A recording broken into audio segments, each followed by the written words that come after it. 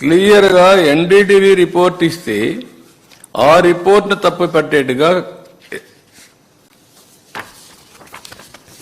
ఈ report NDTV ఇచ్చిన report ఇది చాలా క్లియర్గా 4 శాంపుల్స్ పంపించినప్పుడు 4 ట్రక్స్ నుంచి ట్యాంకర్స్ నుంచి చాలా స్పష్టంగా వాళ్ళు రిపోర్ట్ ఇచ్చారు.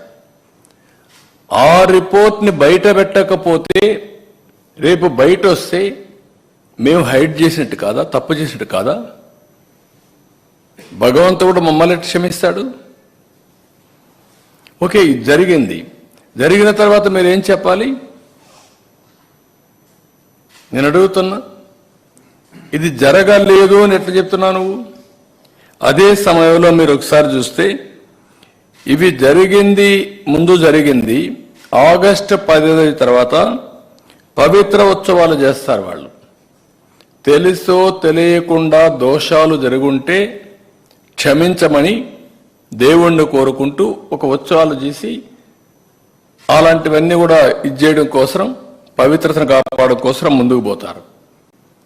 ఇది జరిగిన తర్వాత మళ్ళా అలాంటి ఉత్సవాలు అవసరం లేదు, జరిగింది విన్నాము కాబట్టి ప్రోక్షణ చేయాలి అని శాంతి యాగం చేశారు 23వ తారీఖున మొన్న. ఇవన్నీ జరిగితే పదే పదే ఈవో చెప్పలేదు అనే విధంగా మాట. ఈవో ఎక్కడ చెప్పలేదండి? నేను తప్పు చేశానని మాట్లాడుతున్నాడు. నేను ఎక్కడ తప్పు చేశానండి? అంటే మీ పీరియడ్లో ఈ మార్గ జరిగింది, పలాని కాంట్రాక్టర్కి ఇచ్చారు, 319 రూపాయలకు గీకిచ్చారు, నాసిరకం గీ వచ్చింది అని అంటే ఏ విధంగా మీరు సమాధానం చెప్పాలండి? నేను అడుగుతున్నా, ఎందుకు కండిషన్స్ అన్ని మార్చారండి? టెండర్ పిలవడానికి ఎందుకు కండిషన్స్ మార్చారో సమాధానం చెప్పండి. అన్ని కండిషన్స్ మార్చి ట్రేడర్స్ని ఎంకరేజ్ చేసి తక్కువ ధరకు ఇచ్చారని రివర్స్ టెండరింగ్కి వెళ్ళి ఇలాంటి నాసిరకం నెయ్యి తీసుకొచ్చి అపవిత్రం చేసి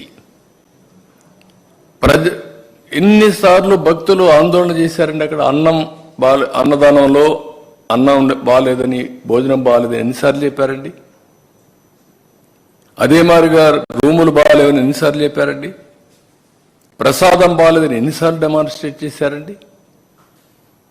అలాంటి నాసిరకమైనటువంటి పదార్థాలను వాడి ఇలాంటి తప్పుడు పనులు చేసి ఇప్పుడు మాట్లాడుతూ ఇవన్నీ కూడా ఈవో చెప్పలేదు, రిపోర్ట్లు లేవు, నేను మాట్లాడానని.